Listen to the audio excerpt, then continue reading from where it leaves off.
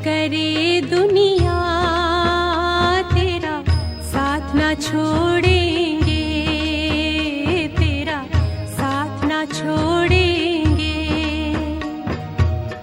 लाख करे दुनिया तेरा साथ न छोड़ेंगे, तेरा साथ न छोड़ेंगे। तेरा बनकर तुझसे ओ बाबा, तेरा बनकर तुझसे ओ बाबा, मुख न मोड़ेंगे, तेरा साथ न छोड़ेंगे, तेरा साथ न छोड़ेंगे।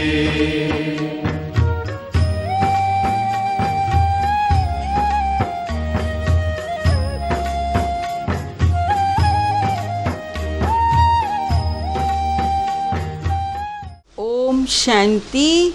अव्यक्त बाप दादा के 1-10-75 के महावाक्य। एकांत, एकाग्रता और दृढ़ संकल्प से सिद्धि की प्राप्ति। आज बाप दादा कोई विशेष आत्माओं को किसी कार्य अर्थ इस संगठन से चुन रहा है। आज बाप दादा सृष्टि की सैर पर निकले। एक तो खास विदेशी बच्चों द्वारा विदेश सेवा और भिन्न भिन्न प्रकार के कन्वर्ट हुए बच्चों को देखने के लिए ऐसे सेवाधारी अथक लगन से दिन रात मेहनत में लगे हुए बच्चों को देख बाप दादा हर्षित हो रहे हैं। बच्चों की फास्ट लगन की उमंग, मिलने अर्थ तड़फने की, पतंगे समान बाप पर हाई जंप लगाने की सूरत और सीरत देखी। वैरायटी फूलों की शोभा सुंदर लग रही थी। कलियां और पत्ते वैरायटी देखे। अच्छा गुलदस्ता था। कई आत्माएं मीठी उलहने वाली भी देखी और कई आत्माएं मिलन की खुशी में असुवन मोती की मालाएं बाप दादा के प्रति पहनाते हुए भी देखी। दूसरा था चारों ओर की अज्ञानी व भक्त आत्माओं का सैर। उसमें क्या देखा? एक तरफ अनेक आत्माएं अपने शरीर निर्वाह अर्थ, जीवन के साधनों अर्थ किसी न किसी यंत्रों द्वारा स्वयं में व्यस्त थी। साथ साथ कुछ आत्माएं विनाश अर्थ यंत्र रिफाइन करने में व्यस्त थी और दूसरी तरफ कई गृहस्थी और भक्त आत्माएं अपने जंत्र मंत्र से अपनी भावना का फल पाने के लिए व अल्पकाल की प्रत्यक्ष प्राप्ति करने के लिए अपने अपने कार्य में व्यस्त थी। इन सब में विशेष भारत और कुछ विदेश में भी सिद्धि प्राप्त करने की कामना से देवियों का विशेष आवाहन कर रही थी। मेजॉरिटी सिद्धि के पीछे ज़्यादा व्यस्त थी।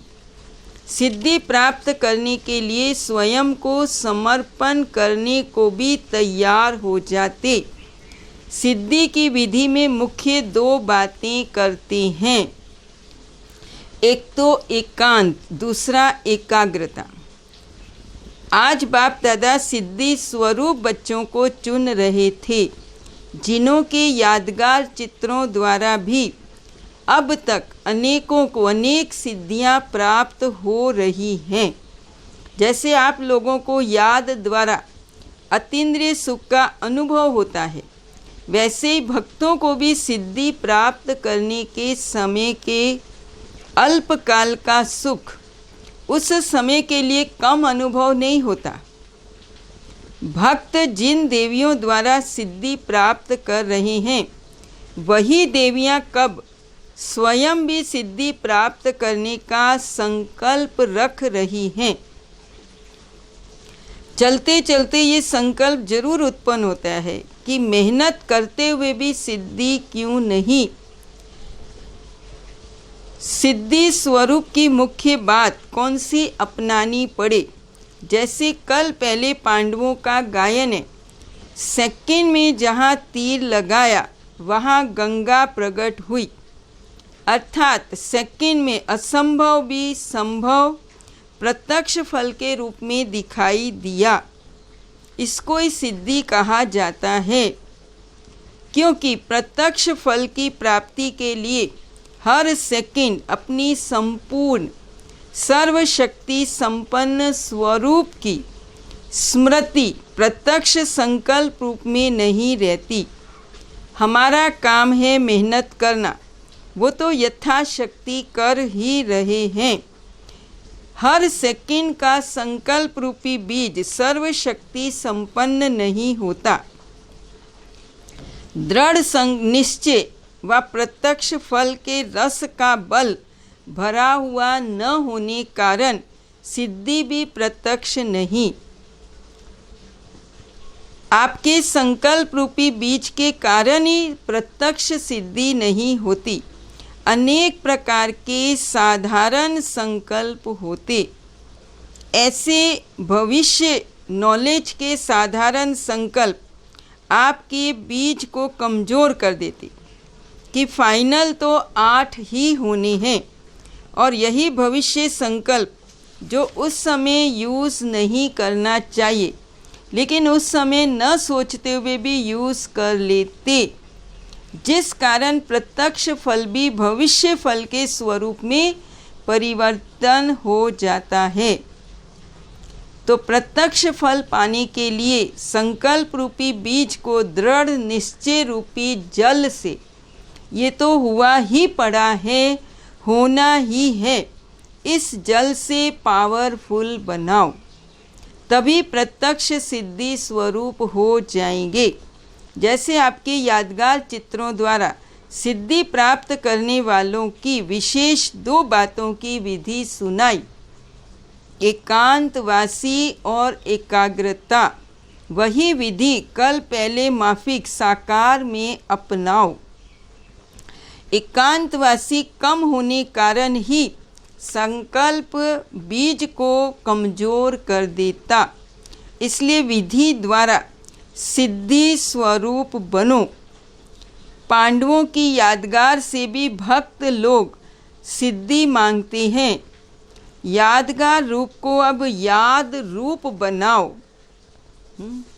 क्योंकि बाबा ने देखा है, वृक्षपति बाप जब वृक्ष को चारों ओर से देखा तो क्या देखा?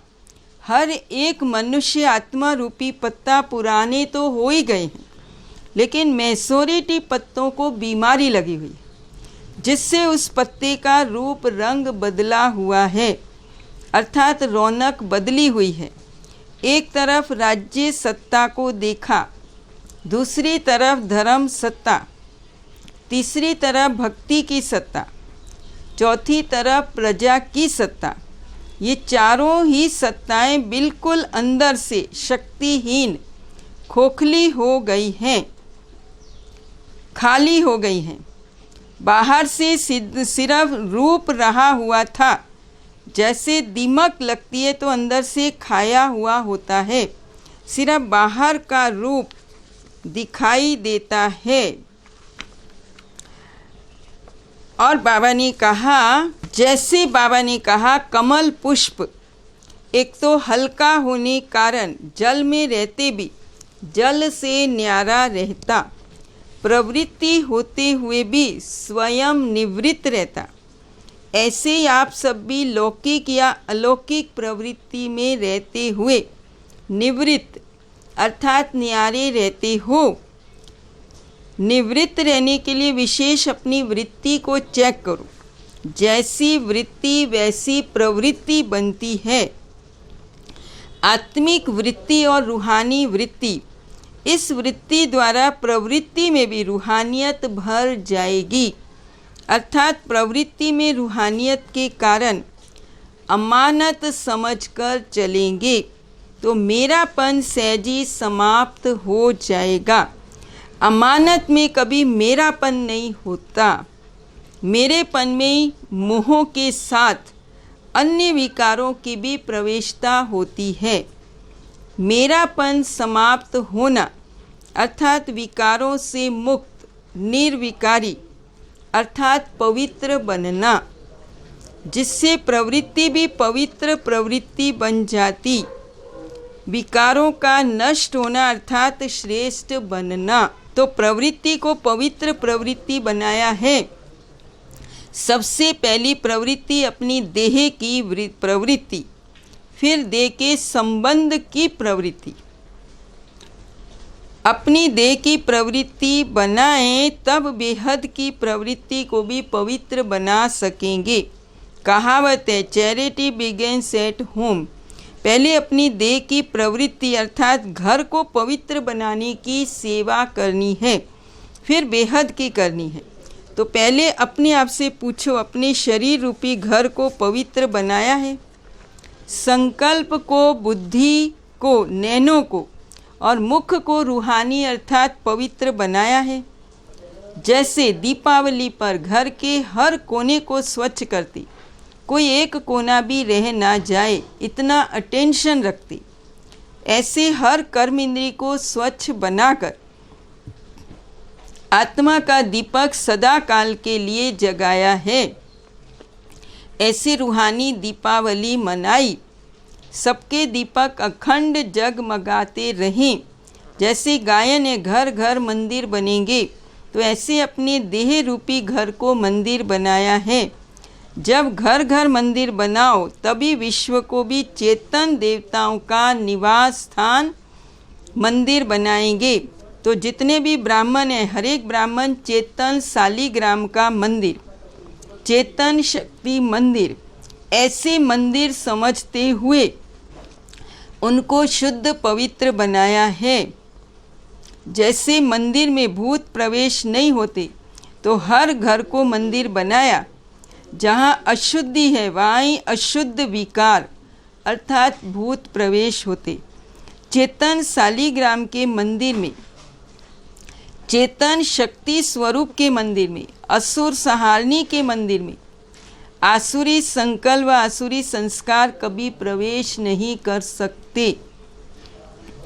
अगर प्रवेश होते हैं तो कहीं भी कोई भी प्रकार की अशुद्धि रह गई है अर्थात अस्वच्छता, उसको अभी ख़त्म करो और सच्ची दीपावली मनाओ। जब ऐसी अपनी पवित्र प्रवृत्ति बनाओ तब विश्व परिवर्तन होगा। रूहानी यात्रा में अपनी कमजोरियों को छोड़कर जाना। मधुबन है ही परिवर्तन भूमि। तो परिवर्तन भूमि के अंदर परिवर्तन नहीं लाना है, लेकिन सदा काल का परिवर्तन लाना। मधुबन को महायज्ञ व राजस्व अश्वमेध कहते। यज्ञ में आहुति डाली जाती। नाम है महायज्ञ, परिवर्तन भूमि, वरदान भूमि। तो जैसा नाम वैसा कार्य करो, प्रतिज्ञा करो, इसको निभाते रहो। फिर बाबा ने कहा निभाने में 3 प्रकार की आत्माएं बन जाती। कोई तो निभाने के सच्चे परवाने माफिक, स्वयं को बाप पर न्योछावर कर देते अर्थात फरमान पर कुर्बान हो जाते। और कोई निभाने में भक्त बन जाते अर्थात बाप से ही बार बार शक्ति लेते रहते अर्थात मांगते रहते, सहन शक्ति दो तो निभाऊं, सामना करने की शक्ति दो तो निभाऊं, ऐसे भीख मांगते रहते हैं। और कोई फिर ठगत भी बन जाते, कहते हैं और लिखते हैं एक और करते दूसरा।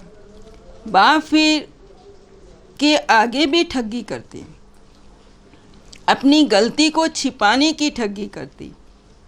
कईयों में निभाने की शक्ति है ही नहीं, लेकिन अपने को बचाने के लिए फिर बहानेबाजी भी करते। अपनी कमजोरी को छुपाकर दूसरों के बहाने बनाते रहते। फलाना संबंध ऐसा है इसलिए ये हुआ, वह वायुमंडल और वातावरण ऐसा है इसलिए ये होता है, सरकमस्टांस अनुसार होता है, ऐसे बहाने बनाते रहते। निभाने में इतने प्रकार के निभाने वाले बन जाते। कहना सबका एक है, मेरा तो एक बाप दूसरा ना कोई। जो कहेंगे और कराएंगे वही करेंगे, लेकिन करने में, प्रैक्टिकल आने में अनेक प्रकार के बन जाते। इसलिए अब तक साधारण समझ जो किया उसको बाबा ने कहा बीती सो बीती करो, अर्थात अपने ऊपर रहम करो। इस भूमि के महत्व को भी अच्छी रीति जानो। इस भूमि को साधारण भूमि नहीं समझना। महान स्थान पर आते हो तो अपने को महान बनाने के लिए, तो इसके महत्व को भी जानो। बाबा ने कहा जब से ब्राह्मण बने हो माया को चैलेंज दी है ना कि आओ माया, जितना वार करना हो उतना करो, मैं शिव शक्ति हूँ, हम हैं ही शिव शक्ति सेना। तो बाबा कहते उसको सदा याद रखो। अच्छा, ओम शांति, ओम शांति, ओम